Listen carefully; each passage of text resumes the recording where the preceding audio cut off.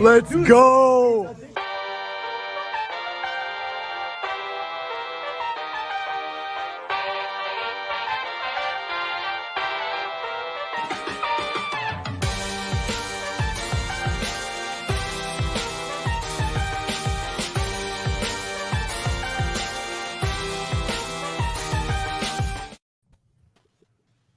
Marlins fans, and welcome to this edition of Fish Stripes Live, presented by La Pop. That's LAPOP.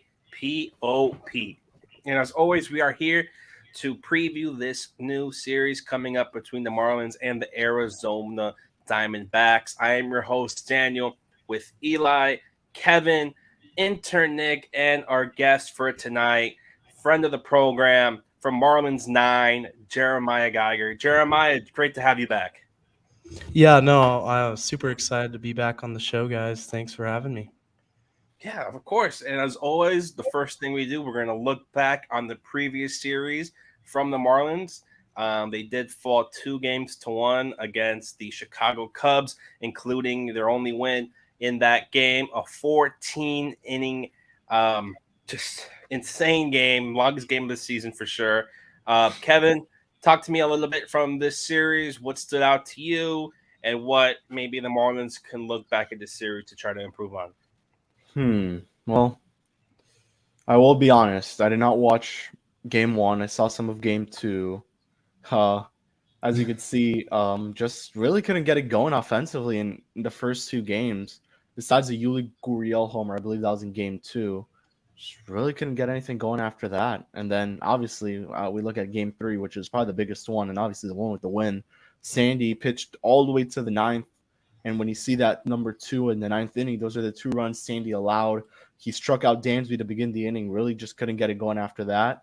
And it was just a back and forth after that. Both teams, first one to break and a first one to break, to win at this point was Miami, where Andrew Nardi got the save. They burned through the bullpen at this point, basically through all of it. Usually during a Sandy start, you would think that they won't burn through their bullpen arms, maybe very, very late into the game. And I think the big question is, would you have let Sandy pitch to ninth, or would you have taken him out after I think it was Ian Happ who had hit the double? And, I was in the side where I wouldn't have even put out Sandy for the ninth, and you could call me crazy. And, I'm a big advocate for letting Sandy go line, but this is the case where I really just would have liked to see Puck or Floro just finish it off and call it a day, because, you went through almost your whole bullpen. I think the only one that didn't pitch was Chichi Gonzalez and maybe Matt Barnes at that point. And, Matt Barnes was basically unavailable. Chichi, I think he may have been available a little bit, but at this point, you just got to, it was a very messy game for Miami towards the end, really just back and forth there. Huge win, as Jeremiah was mentioning before we went live, but just it's such like a weird way to win the game. And, obviously it's extras, you go 14 innings, but should have been done a while ago, and you should have provided Sandy some more run support towards the beginning. And that just, and that's been the case this whole season, besides maybe, even that Minnesota game where he went all 9 and shut them out. They only scored 1 run. Would have been, 2 or 3 would have been nice. And, that's been the case. And that's been the case throughout the whole season and moving on. Yeah, if people are going to constantly celebrate Skip Schumacher when he presses the right buttons, they should also crap on him when he makes egregious mistakes. And I think his handling of the ninth inning was, any way you slice it, he did it wrong. There was no that was a 2022 Sandy style management approach. even though the circumstances this year are a lot different from last year. I mean, for one, Sandy consistently in most of his starts, he has slipped up late in the games in a way that wasn't prevalent last year. He's been more human in that aspect. And really the more important detail, as you mentioned, is that the late inning relief options, the alternatives, are really good this year. You don't have to, in that situation last year, there was just nobody that they could trust with a lead, even more so than a tiring Sandy. But in this case, they have AJ Puck, who is about as trustworthy as any high leverage reliever in the league to this point in the season. I thought it was a pretty clear decision, if not to take him out before the inning. I thought really the inflection point was that Ian Happ hit that happens and brought up the potential tying run to the plate in two lefties, and Cody Bellinger. And then there was another lefty right after him. They made so much sense while you still had the lead. And while you could have let Sandy leave under great circumstances to bring in Puck there, and I think very likely he would be able to finish off. You don't know 100% for sure. And ultimately, I guess the most important thing is that they did win the game.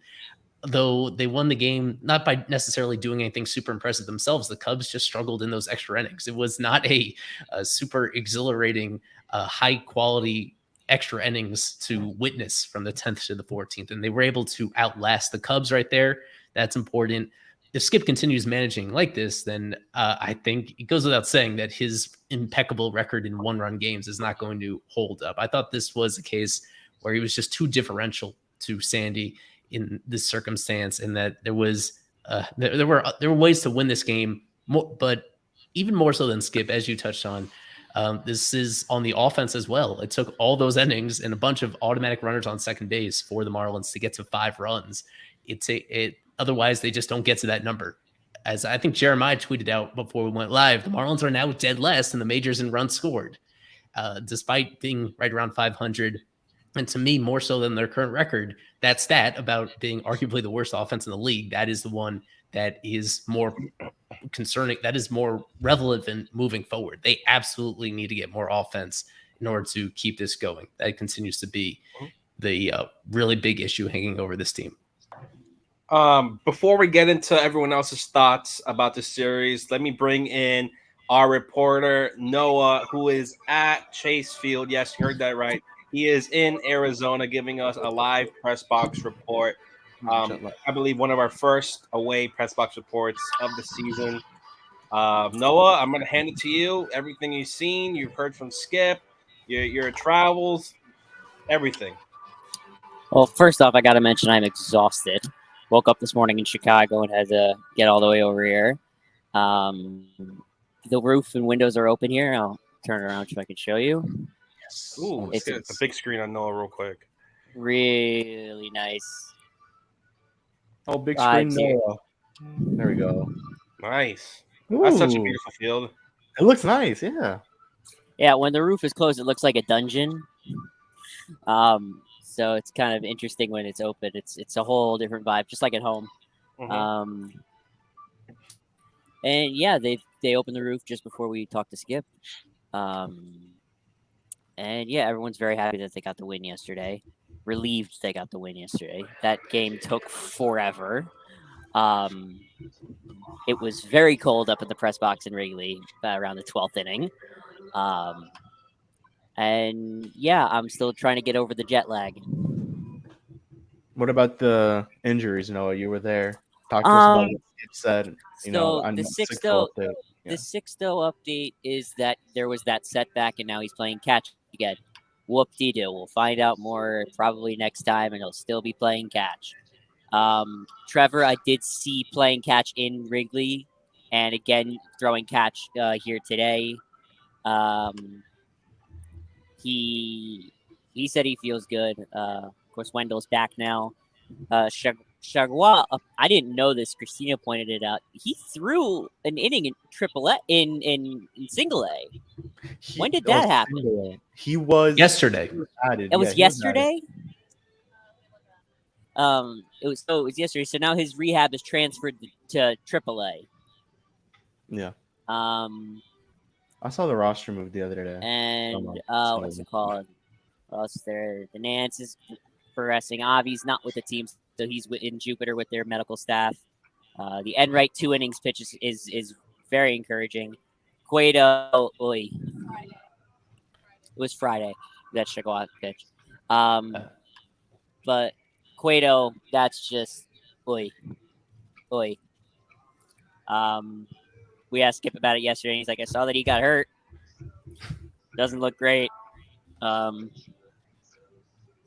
yeah, everyone's in good spirits, and hopefully they can solve the puzzle that is Zach Gallen. Yeah. Of an Noah, what have you seen there baseball wise? Marlins side and also the Diamondbacks, a team that the Marlins have seen before this season and did not fare well up against. There's really not much I can add that you guys probably haven't said already. It's just Zach Gallen's very good. Braxton needs to bounce back. Absolutely has to. No, he does. He's on my fantasy team today. And he set the bar very low last time for a bounce back. So, yeah. Hopefully, and right now the bullpen is very, very taxed. We asked Skip where he was going to be able to find innings. He's like, "Let's go, Brax." And he also did mention that Chi has some innings. He's pitching today. He's available today. Yeah, he's available today. That's not good. He said some of the guys that did pitch yesterday came in. They said they're good to go. That's neither here nor there. You never know who's going to be able to be used, who's not. Tell me about the park. I got lost 5 times. Is it that hard? Yes. Really? The lady that guided me in when I first got here took me through the Diamondbacks front office area, and I'm like, I don't think this is the right area. How's the crowd for a Monday night game? There's a crowd. Hey, it's once in a while I'm allowed to make that joke. It's early. While you're here, give us your prediction for this series. I have to remind myself what my MVP was. Hang on. Looks like in the lineup. You have guys like Christian Walker. No, I have to check what I texted. So it's actually white with polka dots. I like the beard. I don't. It's very itchy. I'm keeping it till either tomorrow until the Panthers get out of the playoffs. I'm not sure. I have to decide tomorrow morning. And Peyton Burdick just crushed one, by the way. What was I saying? Oh, wow, this is gonna be a long prediction time video. Marlins win 2 of 3, and I think Joey Wendell is the MVP. He got his first hit. in of the season in Wrigley. It was a go-ahead triple in a huge spot. He was fired up. It was good signs from him, and glad he's back. Skip said he is the leader in the clubhouse, so that's very good to have him back. Even more than Segura. Segura is somebody they've singled out as a leader before. No, he is. No, it's Wendell. Okay. Okay, you know what, Eli? No, I'm just passing on what we've previously reported that Skip has said before. Yeah, he said that Wendell is one of the leaders, and he's like, he's the leader. Mm-hmm. Oh well, yeah. I mean, that's good. Yeah, I'm happy to have him back. There was some feedback. I wish. No, you're calm. You're in your happy place. Oh, it's baseball. Yeah. Get me a Corbin Carroll jersey, okay, Noah? No. All right. As always a pleasure with your press box reports. I think it must have been Rod Allen he was bumping into. Rod Allen the game today. Let's go to Jeremiah. Jeremiah, talking about this, finishing up the talk on the Cubs series. Maybe what did you see, maybe from the Marlins, and maybe ways that they need to improve coming off that series loss against the Cubbies? Well, I mean, first off, the most obvious answer is scoring runs. You got to start. If you want to win ball games, you got to score. and they didn't. They scored 1 in the first game. I think it was 2 the second game, and then with 14 innings and all those extra runners, you only get, you end up with 5 runs. But it's just the lack of hitting on this team right now. I think is starting to seep into other areas of the ball game of the team, because you saw the defensive meltdown this past weekend. Guys are making errors. They're getting sloppy with their play, and I think that has a big part to do with they're so worried about hitting the baseball, and they're just not taking care of other parts of their game. I remember last season we saw it with Jesus Sanchez a little bit. It started off really hot, started struggling at the plate, and then that's where the errors started coming in and misplays in center field. So offensively, you just got to find a way. Skip's got to try to put together a lineup, ride the hot hand. Obviously, you got Luis Arias. He's going to hit night in and night out, but the other guys got to step up. Someone's got to step up right now. Yeah, and talking about stepping up, I want to go ahead and ask Nick about Eddie Cabrera going 5 innings, 8 Ks, and one walk batter. Eli, do we know if that's his lowest amount of walks this season? 1 walk? Yeah, off the top of my head, I can say with a high degree of confidence that it's a new season best in that category for him. Yes. Yeah. Tell me what you saw from Eddie. What you saw from Eddie, Nick, in his performance against the Cubbies, even though it came in a loss. Yeah, I think that was really important for him to really lower down on the walks, because the walks have been killing him all year, especially against a team where there's 2 guys up top that have been doing really good this year with Bellinger, and then Ian Happ crushes righties. So going against a team like that where you have guys that are good cutting down on those walks is really good. But I think overall as a team with Cabrera too, where we just need more length out of our starting pitchers, which has been kind of a killer the whole year, because the bullpen is just getting kind of taxed with how much they've had to work throughout this year, and starters not being able to get as deep into games as you would like them actually to, which hopefully Edward Cabrera this series can get that going. He's pitching game 3, right? I believe, right? And then so hopefully is he pitching this series? Yeah, he is. Game 3. Yeah, you're right. Yeah. Him and Merrill Kelly. Kelly. Yeah. So hopefully he can go out there against a Diamondbacks team that has been hot and be able to do that same kind of production of not really walking guys, getting good outs. Because even he gave up 3 runs, that isn't that bad of an outing. I mean, with Marlins offense, it's not really that good. But 3 runs normally isn't too bad going out there. If you go out there and ask for 3 runs, it's not the worst outing. So I'm looking forward to him in this last game. Yeah, and going back a little bit, you mentioned having length. The Marlins had to put out a bullpen game with Matt Barnes. And this is a question I specifically want Lewis to answer, his favorite player.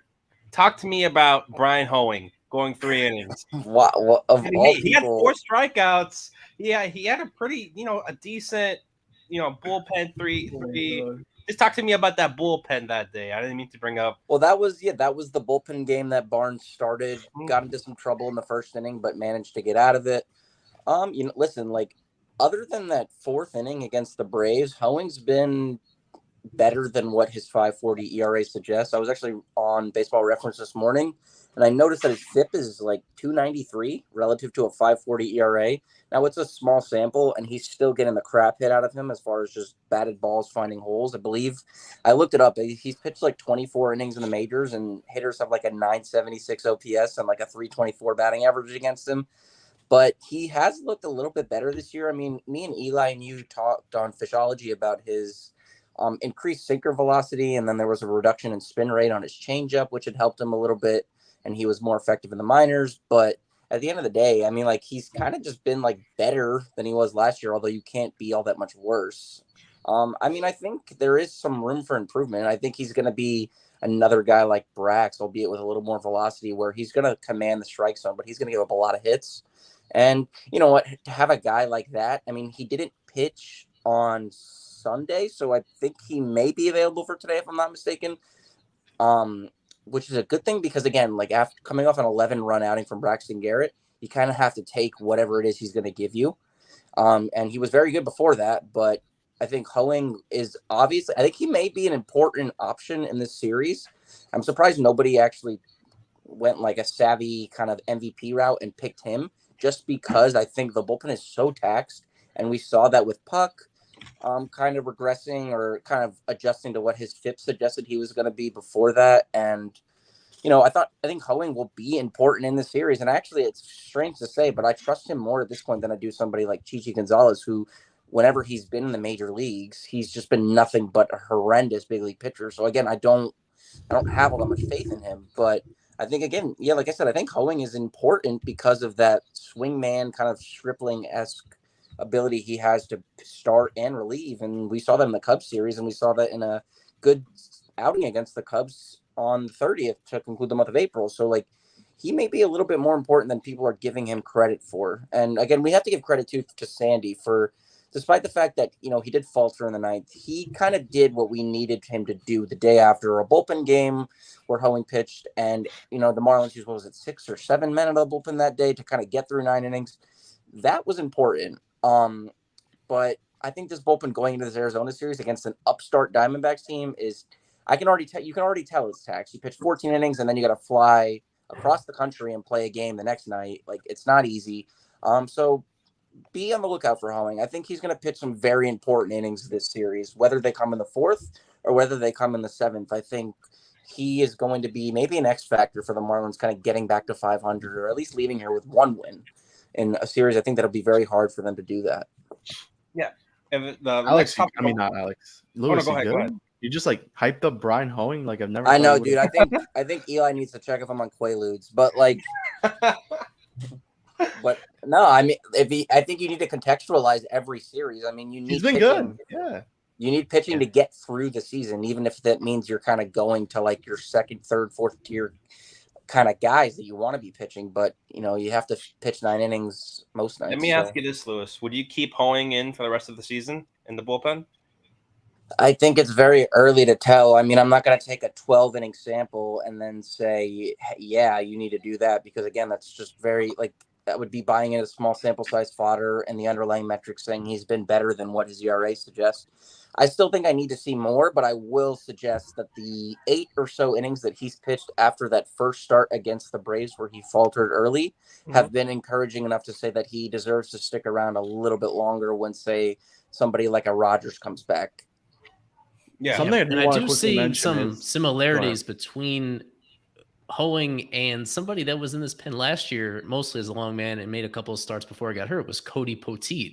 I see a lot of similarities. Poteet was somebody that was really overlooked in this Marlins system for years because his stuff just wasn't good. And kind of pretty suddenly during COVID and then in the year after COVID, he finally got attention for it. His fastball velocity shot up and his breaking stuff got nastier, and he was able to miss enough bats, like make him useful. And he had a deep enough pitch mix that he could contribute in a variety of roles like that. I do see quite a bit of common between Hoeing and Poteet. That's probably the best case scenario for him, to be honest with you. Not a stable rotation guy, just somebody in that tweener role. That'll pay the bills, though. I am interested how they're going to go with the bullpen, if staying on the topic, because I've been telling you guys, I've told Eli before, that Friday we still technically it should be Brian Hoeing on Friday, but with guys like Braxton today, who if all goes well, he'll give you 6 at most, and you still may have to use maybe 1 or 2 relievers, maybe 3, depending how that game goes. And then you have in the middle game, I think it's Luzardo in the middle game, and then finally you have Edward. I mean, besides Luzardo and Edward, maybe if things don't go well for Edward, you may see him go out in maybe 4 or 5 innings. And I am interested how they're going to use this bullpen in terms of the amount of guys that they have right now, especially with that game in Chicago, with the bullpen game, and then that final one against Sandy. Just how they're going to manage it in terms of longevity of the guys, how long they can go. Yeah, the next topic I wanted to go, I just mentioned, it's pretty contentious between Fish Stripes and maybe some of Marlins Twitter, and that is Mr. Gene Segura. And just the output he's given the Marlins so far this season, and maybe if it's worth to bench him or what to do with Gene Segura. I wanted to ask you, Jeremiah, your thoughts on Gene Segura so far this season. What would you do with him, and maybe what should we expect from the $12 million man for the rest of the season? I mean, he's been terrible. Like, let's be honest. He hasn't hit the ball. He's hidden under the Mendoza line, 3 RBIs this season. And for a guy who, his whole career has pretty much consistently hit, just this complete fall off offensively is surprising. And it kind of put the Marlins in a bit of a conundrum, because what do you do with another free agent that isn't producing? And it's not that he's in a slump. It's that he just shows no signs of anything positive moving forward. So, I kind of like to look at the roster, and you have infield depth. You with Joey Wendell coming back now, who can play shortstop. You have guys like Garrett Hampson, who has gotten reps in the infield. You can move pieces around and ride the hot hand, because right now, if you're trying to win games, I don't know if you can justify throwing Gene Segura in the lineup every single night. And it's brutal because, he's a $12 million guy. Like, he's got a big contract, relatively big contract for the Marlins. But no, it's been awful, and I think you gotta start other guys right now. Yeah, Kevin, yeah. I know you had some thoughts with him on the spaces, and it was pretty contentious there with Grant, and Alex Carver went in a gigantic rant. I think it was more Carver than anyone else, but I mean, it's so hard with Segura, because this is a guy you do want to see him succeed in what they signed him for. It's like you're bringing a guy who's going to probably hit middle to bottom of the lineup, give you a good amount of contact hitting, kind of be that RBI guy who's going to get you, Arias and Jazz and scoring. And at home, he's going to drive in those guys, and he just hasn't done that. I believe he's only had 3 hits with runners in scoring position, and one of them was the walk-off against was it Arizona, I believe? I think it was Arizona or Chicago. It was Chicago, I'm sorry. And it's just been so tough. There's times at third base he kind of looks all right. I mean, if you want to really deep dive into Segura and how bad he's been, because that's just the only way to put it. Eli put out an official show today about that, so highly suggest you look at that. But at third, he looks a lot more comfortable at times, where he's just made some really good plays too, and then at times where it just looks like he can't even reach first base. So it's just really weird with Segura. Hopefully you see him kind of getting it going. And, it's weird because this is the ballpark he's played at a lot in his career, especially being with the Phillies for so long. You would think the adjustment would be a lot easier with those big, that big outfield. He'd be able to put down some balls and play a lot more, but just hasn't been able to do it. Hopefully he gets it going. This is not hopefully okay. I don't know who put that one, but yeah, I mean, there's just that's really it about Segura. And obviously there's Hampson, Birdie, and you have Wendell now back, so a lot more decisions to make there. Guys in AAA who are looking real good. I know Xavier Edwards was one that we mentioned. Now, can he play third? Probably not. More of a second baseman at this point in center field. LeBlanc hasn't looked good. Groshans hasn't looked good. So, at this point, bring up Jacob Berry. Do what they did. No. At this point, you're just riding with Segura. So I don't know if anybody's mentioned it yet, but Segura, like, if you look at his batted ball profile, he doesn't strike out a lot. It's just he's so aggressive, and the ground ball rate is so astronomically high that he's just not finding any holes, which is the biggest deterrent to his success.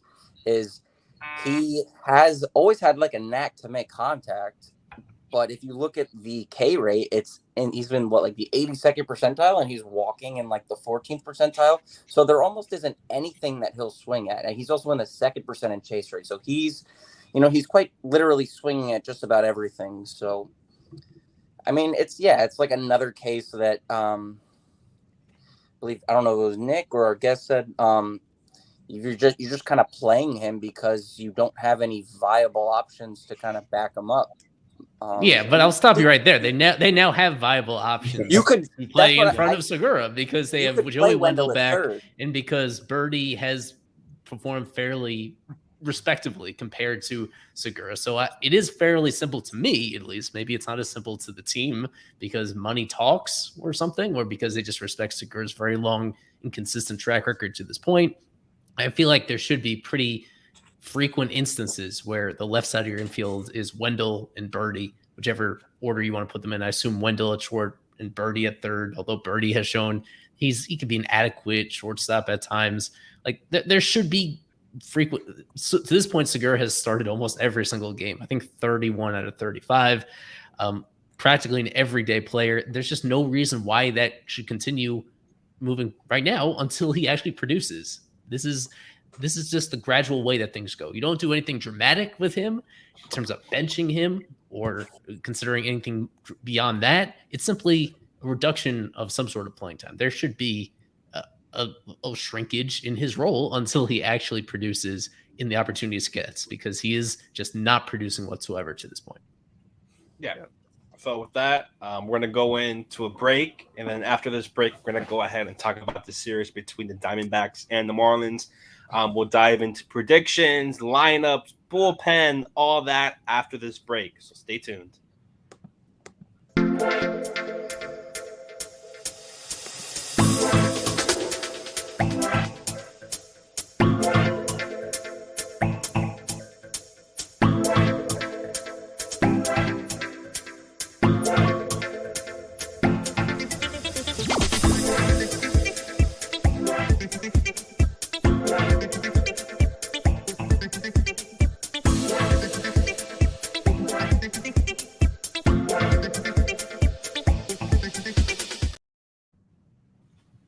Hello, and we are back. We are now ready to talk about what everyone here is waiting for, the series preview going up against the Arizona Diamondbacks. Tonight's pitching matchup should be probably one of the most interesting ones from this series between the Marlins. Braxton Garrett looking to bounce back from one of the worst performances we've seen in a long time.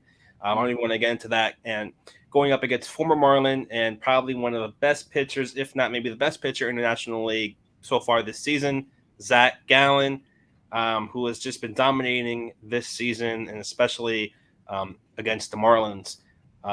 Lewis, I know you love going into stats in depth. Talk to me a little bit about Zach Gallen in 2023. I mean, I'm as Eli knows, and I'm sure most of you who kind of like interact with me on a daily basis know, I'm the guy who likes to make comparisons, and that's not necessarily to like compare career arcs, but it's may just be like numbers to the point in a guy's career. But if I look at Gallen, I honestly feel like I'm watching like a young Clayton Kershaw, and I talk about Kershaw a lot. Everybody here knows about how much I love Clayton Kershaw, but I say that about Gallen because if you look at his fastball, it's not an overpowering fastball. And if we remember, and if we came up watching baseball in the 2010s, we remember Pete Clayton Kershaw, which is one of the greatest things to ever step on a baseball mound. He was doing it with a low to mid 90s fastball that was like, it was good, but it wasn't overpowering. It's just the way that he tunneled and the way he could locate things that made him so nasty. And I see that with Gallen, because if you watch Gallen, he hasn't thrown a pitch this year above 96 miles an hour. And I know 96 is still like incredibly impressive, but it's the command. He's in the 95th percentile in both walk rate and K rate. So he's throwing strikes, but people just aren't hitting him. Like if you look at all of his like pitching run metrics on StatCast, like every pitch is at least above average with a negative run value. So he's just kind of carving you up with 4 different weapons. It's fastball, slider, changeup, or fastball, curveball, changeup, and then he's got a cutter. He's just such a well balanced kind of pitcher, and in an age of throwers, I think he's closest thing that we've seen to a pitcher who can kind of combine maybe not like DeGrom, because DeGrom has excellent command as well, but just the precision in his stuff relative to knowing that he doesn't throw 98 is just so impressive. The way that he continuously dominates hitters and doing it in a ballpark too, and in a division that features some very hitter friendly ballparks. So I think that gives him a little bit more like baseball sex appeal as far as just like pitchers who are just excellent. I can make the argument that he may be the best pitcher in baseball right now. If you asked me if I were to take a pitcher over the next 5 years, would I take Gallen or Sandy? It'd be a toss up, honestly, because I think Gallen is just so consistently good. And I think his highs are just they're Cy Young caliber. I think, if you were to ask me to pick my NL Cy Young, maybe not right now, but I think when it's all said and done, he may be the guy. And I think the Marlins, we kick ourselves a little bit because we know that we had him. It's kind of like seeing like the love of your dreams kind of just date your best friend. And that's kind of what Gallen's doing in Arizona right now. We got him for Jazz Chisholm, so that's a relatively even trade. But I don't know. If you were to ask me if I were to go back in time, I would definitely probably have kept Gallen because I just think he's just so like he's almost like a one of one in how he kind of goes about it nowadays. He's just so fun to watch.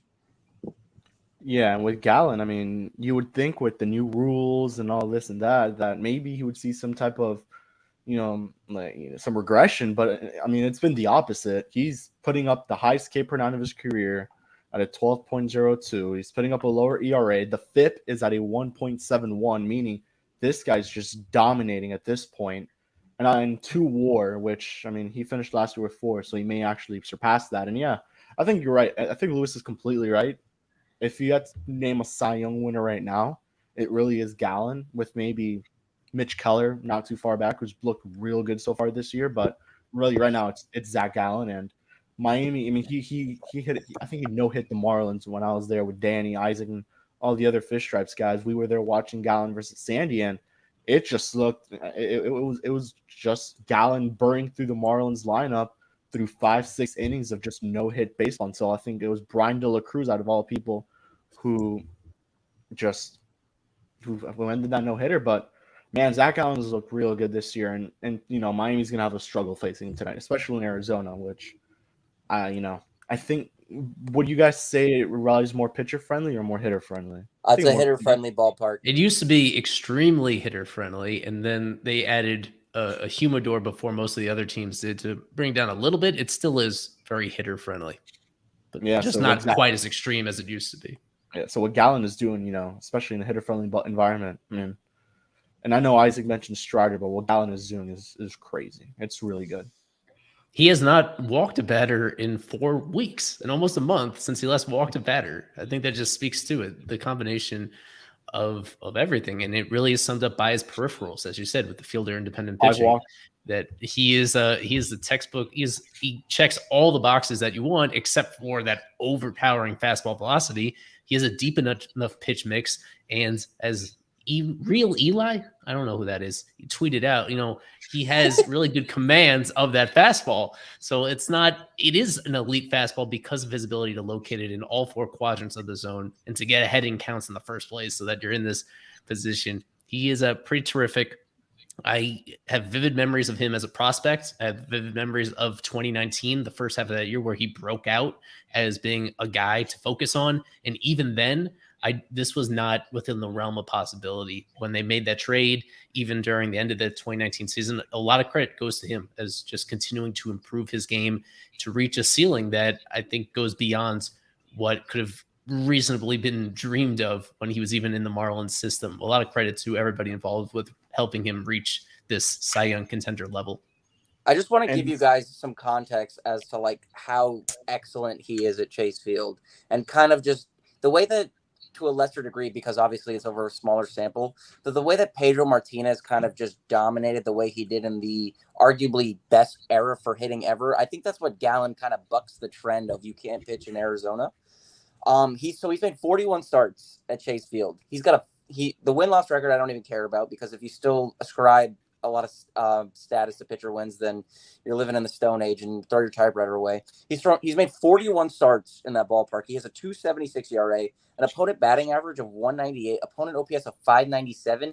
He's 238 innings pitched in the ballpark, 279 strikeouts, a WHIP just a hair over 1. So he's thrown pretty much like a Sandy Alcantara 22 season as far as duration goes on an innings basis. But he's just he's limiting guys, and he's K'ing almost 11 per 9 in that ballpark. He's allowing less than 1 home run per 9 innings. He's doing it while walking. It's a 4-to-1 strikeout to walk ratio. I mean, you're essentially watching like peak Kurt Schilling, although Schilling did it with better stuff in that ballpark. I mean, like, it's unthinkable. And to get back on what you said, Kev, that game against the Marlins, I believe I was covering that game with Danny. He took a no-hitter into the 5th inning. I think he retired like the first 13 or 14 hitters. Like And a perfect game for like 5, like a perfect. He was doing it efficiently. Yeah. And I mean, it's ridiculous. Like he honestly is pitching like somebody who, I mean, he's already separated himself, I think, in the years preceding this, but now it's something totally different. And I think if you look back and you ask yourself, would you make that trade again? Man, it's hard because imagine a rotation: Sandy, Gallen, Luzardo, Trevor, healthy, and Edward. That may be the best rotation in the National League. At least the best top 3 in the National League. Yeah. And with how Jazz is this season too, no offense to him, he's especially the last couple of games too, with how Jazz has been right now. It's looking like how Gallen's pitching. I don't know about that trade. Yeah, it wasn't a bad trade, but I mean, obviously we're seeing kind of who's having more success right now. Now we're into the lineups, and as always, this is my favorite part where you have the red, you have the blue, you have just guys who aren't really qualified yet. And you look at this Arizona Diamondbacks, they're really putting in kind of like a fresh lineup for them. You have Pavin Smith, you have Evan Longoria, who's winding down his career.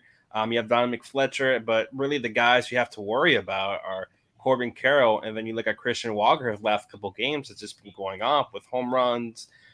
His average has been pretty high last couple games. But Jeremiah, when you see these lineups, and specifically the Marlins, maybe is there anything that really stands out to you, something that maybe people should focus on?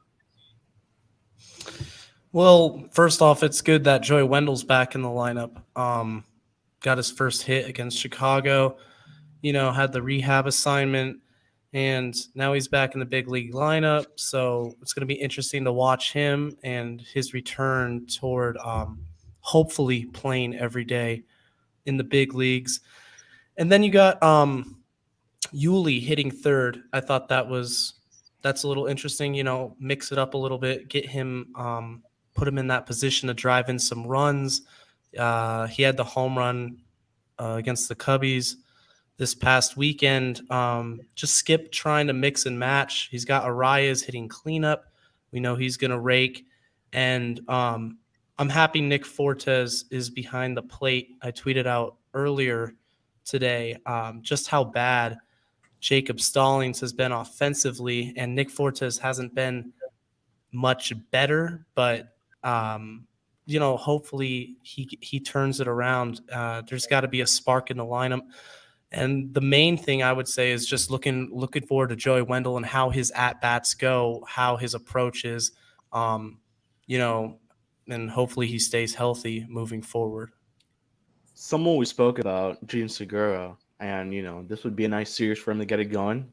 He has some success at Chase Field, hitting 317, 359, 494 with an 853 OPS, 43 RBIs, 12 homers. I mean, if there's a series for Gene to kind of at least bring back some type of, revive himself a little bit, I think this would be a nice series to do it. Now, probably not this game in specific, as you're probably facing the best pitcher in baseball right now, or in the National League at least. But, you could definitely look at Game 2 and Game 3 where he's facing, lower caliber pitching in terms of what the Diamondbacks have, although Brandon Pfaadt is pretty good, but hasn't looked good thus far in the major leagues, just looking based off the stats. And then Merrill Kelly looks like he's been struggling a little bit with the pitch clock from what I've been, at least the Diamondbacks games I watched where he's been pitching. Yeah.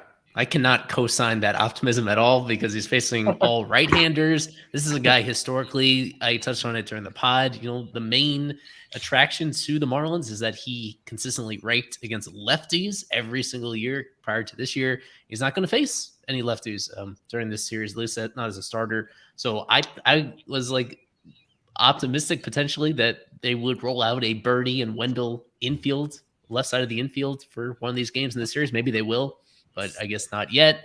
The fact that he's batting 6th in the lineup, I don't know how you justify that high. I think you want to get him as few plate appearances as possible if he's going to be in there. Anyway, not going to be too harsh on Gene. I've already gotten that out of my system. But the D-backs, it's a great offensive team. Really, that top 4 especially is quietly about as productive as any top 4 of any lineup in baseball. Christian Walker over the last few weeks has been OPSing over 1,000 during that span since the Marlins last played the D-backs. Corbin Carroll, I think it's already well known how exceptional and well-rounded a player that he is, especially offensively. Ketel Marte having a pretty decent bounce back year after not impressing so much the previous year. And even Emmanuel Rivera in a tiny sample size he is raking. Let's see if that continues. So far, just a tiny sample with him. It's a deep lineup to have Gabriel Moreno number 8. Marlins would be so grateful to have a bat like that as their catcher. And then even Dominic Fletcher at the bottom, like he's somebody that really performed well in the upper minors to earn this opportunity to fill in. He's playing in place of Jake McCarthy. Jake McCarthy is a guy we were super excited about him last year, and he struggles, and they just churn up another dynamic outfielder in their system. It's kind of the opposite of the Marlins, where they just have too many bats to use all at the same time under the same circumstances. And another guy that we haven't even touched on, Josh Rojas, is he's not playing. You have Josh Rojas, Lourdes Gurriel, Alec Thomas, all guys who aren't playing tonight. one of those positionless guys for a while. I believe he was with the Angels before, and then he kind of made his way over to Arizona. He's kind of found a home at third base.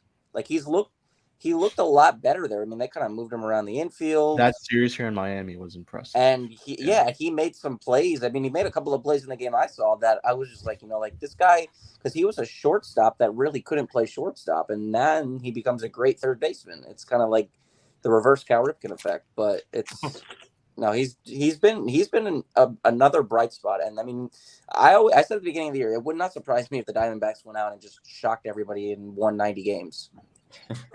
It's a fun team, and they're playing really good baseball. There's just another way to put it.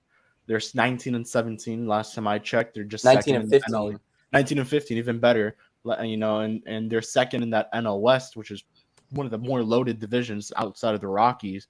The only other player I want to highlight that Jeremiah mentioned is Yuli Gurriel, who, I mean, at this stage in his career, not playing much anymore. Getting an increase in workload with Garrett Cooper out. 104 WRC plus. I know it's just above the league average, but I mean, he is only striking out at a 10% rate, the lowest of his career besides his rookie year with Houston. And then you have the 5% walk rate is pretty usual of Yuli, but I mean, for what he's doing, and he's providing some nice value to this team. And the only question I ask myself is, are they really going to keep rolling out Yuli Gurriel every single day? Because I mean, if I'm correct, Eli, I don't think there's another first baseman on the roster outside of Cooper, who's injured right now. Yeah, right now, Arise is kind of the backup by default at first base, and they've used him at this point only just, I think, in one game for a few innings. It was the Arizona game. Yeah. That was the Gallen game. Right.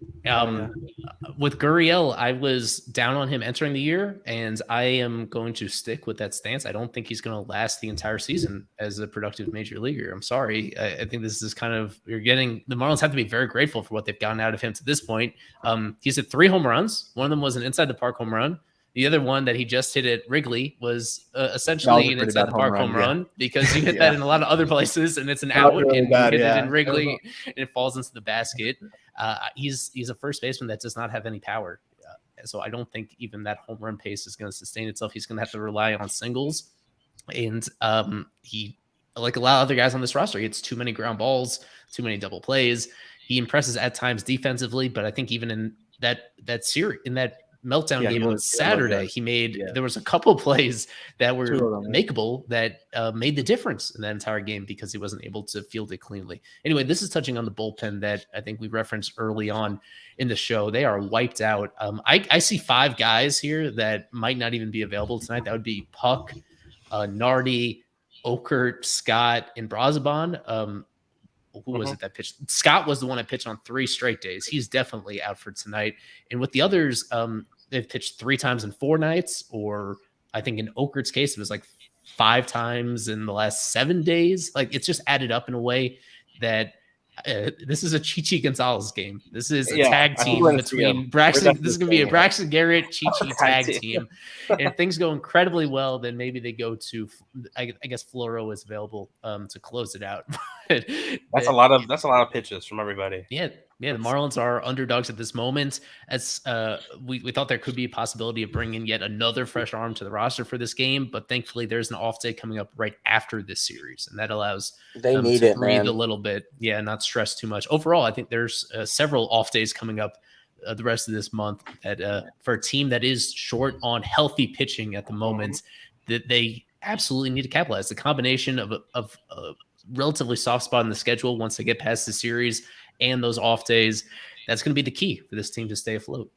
Yeah, with the off days, just quickly, there's one after this series, and then after one after the Red Series, which is a week from today, and then after that, 2 weeks later, after they do that wild road trip, that West Coast trip with San Francisco, Colorado, Anaheim, they have a day off, and then a pretty extensive homestand where they play the Padres, Athletics, and Royals.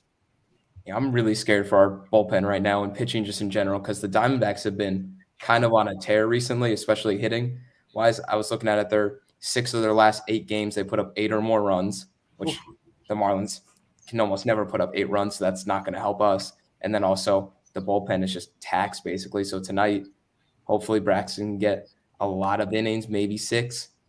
And if you could really stretch them anymore, but probably not. And Chi-Chi's are going to have to come in and get some work done because they've been just hitting on a tear recently, and that's going to really hurt if we can't get solid innings out of our starters.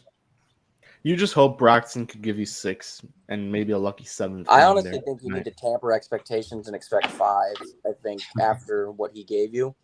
Oh, no, definitely. But what I'm saying is, I mean, if you want to conserve the bullpen, you kind of hope he gives you a little more than usual, especially if you could contain this lineup, which is not, it's not going to be easy. And really quick, not only the lineup for the Diamondbacks, like you said, it's been just potent as of late, but the pitching matchups, looking at the pitching matchups, a guy we haven't talked about at all is Merrill Kelly. And Merrill Kelly is pitching the third game of this series. He has been really, really good this season. An ERA of 2.75, 39 innings pitched, 40 Ks. His WAR right now is 1.1, and his WHIP is just over 1. It's 1.195, I think. So Merrill Kelly, Zach Gallen. We know Zach Gallen has the chip on his shoulder every time he pitches against the Marlins. But it doesn't get easier with Merrill Kelly. I'm looking forward to that matchup, Cabrera and Kelly, because we've seen Cabrera really start striking out a lot more hitters. His last few starts, I think he had 10. Was it 10 against the Cubs a couple weeks back? And then 12. 8. Was it 12? Yeah, even better. And then 8 his last start. So Cabrera versus Kelly, that's going to be a really good matchup. Excited for that one. Kelly's looked good, but maybe I don't know. Maybe Lewis would back it up. His FIP is Yeah. over a run higher than his ERA. But It's he's pretty. another He's guy. not lucky. He doesn't miss a lot of bats, and that's why you'll have that because there's a lot more balls in play. There's a lot more opportunity. But he's rocking a 6.4 hits per 9 right now. I mean, like that's.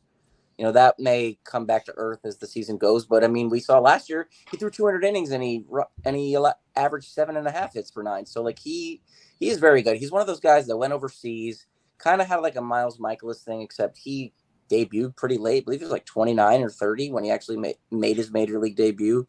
Came back and he's been solid ever since. He's been about 10% above the league average by ERA standards. So he's just been a very dependable big league starter.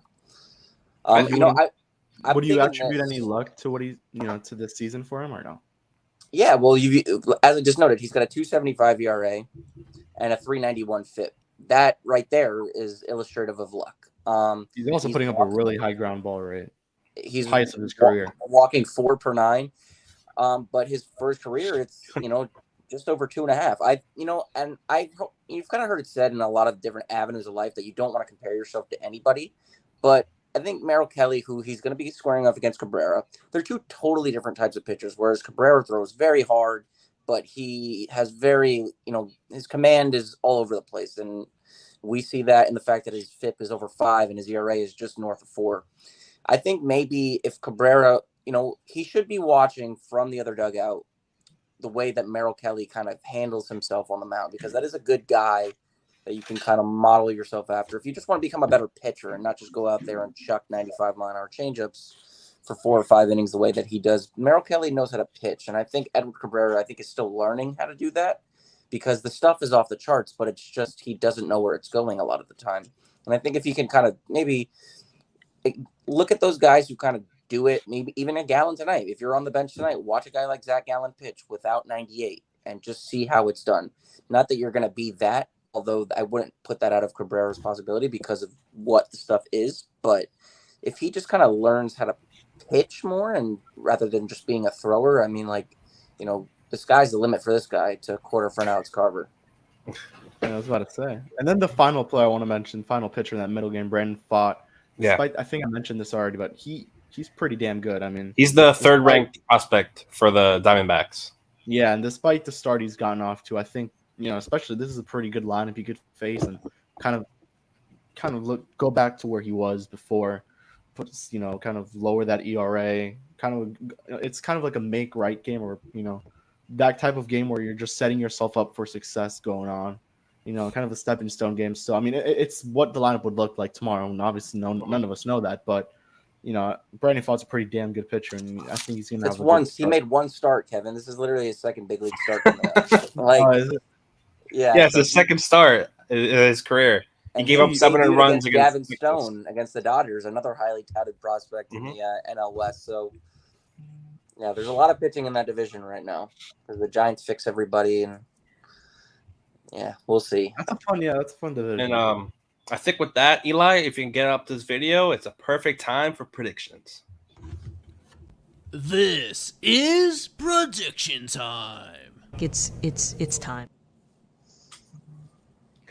So for those of you who may be new here on predictions, you will give us who you think will win the series. For example, if you have the Marlins sweep, or you have Arizona taking 2 out of 3, and the MVP could be from either team. Could be a hitter, could be a batter, a relief pitcher, can be anyone. As we're here, we're looking at the prediction standings. Gerard Encarnacion leading the way. Gabriel Williams, and then Kevin is leading the way in terms of Fish Stripe staff. And I'm just right there, hair above you. Well, yeah, real quickly, let's take a look at what our super subscribers have predicted so far tonight for this series opener. A lot of common ties here, a lot of confidence in Gallen to be the runaway MVP choice here, facing his former team. As you mentioned, one of you mentioned, maybe multiple of us, that he does get fired up for facing the Marlins after they traded him away. So even those that think the Marlins will win the series think that Gallen is going to take his game during that series. Of course, we appreciate everybody that super subscribes. Most of them do it through Twitter, but we do now have an option for you to do it right here on YouTube. For those of you that are watching here, earlier today, Alexander Branca, I know, thank you for your support. They call it a YouTube member here, where if you click join the channel and get a membership, then that's a super subscription. So I have all the details in there. And I think you can find it in the episode description of this video if you want to do it as well. It's the same $2.99 a month. Allows you to participate in prediction time every single series. It says there's series 12, and there's going to be over 50 of them over the course of this year. So still time to catch up on the prediction leaderboard. Plenty of time still to go here. As I cue up our dramatic background music, excuse me. And then, let's get it underway. All right. Of course, as always, batting leadoff, Mr. Kevin Barral. Yeah, so I'm going to go with the Marlins taking 2 out of 3. This is the one time I'm going to go to MVP. I'm going to go with Zach Gallen. He's going to out. If he couldn't get that no-hitter done last start, he's definitely going to go deeper into his start this time around, maybe with a no-hitter. Maybe not the perfect game, but definitely a no-hitter. I think he's going to dominate. He's going to carve up this Marlins team. And I guess we're seeing Jazz versus Gallen again. There's a prediction on that. I think Jazz will go 0 for 3 with 2 strikeouts. So Marlins take 2 out of 3, and Gallen's the MVP. All right. Next up, intern Nick. I'm going to go with going Arizona taking 2 out of 3. Tel Marte has been tearing it up lately, so he's going to be my MVP. All right. Jeremiah. Miami wins the series 2-1. And Jesus Luzardo is the MVP. I got him going 7-8 innings and really helping out the bullpen. and a lot of strikeouts. Look for double-digit Ks. Ooh, okay. My turn. I'm gonna go Arizona. Takes 2 out of 3. I think Miami wins that middle game against Brandon, and then my MVP. I'm gonna go with Zach Gallen. Probably one of the best pitchers right now in baseball. Like Kevin said, he's gonna carve up the Marlins. He's gonna go 8 innings. He's gonna have double-digit strikeouts, 1 earned run, and he's just gonna completely dominate this Marlins team. Eli. I have the Diamondbacks winning 2 out of 3 in the series. MVP, of course, Gene Segura. No, not Gene. Oh my God! I'm going to go with former future Marlin at the top of the D-backs lineup, Ketel Marte. He's my MVP in this one. Okay, good choice. Last and certainly not least, Lewis. Arizona takes 2 of 3, and I'm going to go safe. I'm just going to take Corbin Carroll as an MVP. Everyone was saying Gallen, but I said earlier Corbin Carroll in the chat, so I'm going to keep it that. I'm going to commit to my pick, Corbin Carroll MVP. Yeah, I think he had a home run against the Marlins that series. Here, man, I think he homered off Sandy, I believe. Yeah, he did. Ooh, so we'll see what happens there. 9:31 game just started, so leave this. Don't forget to like, subscribe, everything. Go watch the game. Should be a fun one. As always, for Daniel, Kevin, Eli, Jeremiah, intern Nick, Lewis, Noah, who's at the ballpark. This is Fish Stripes Live. Always go fish.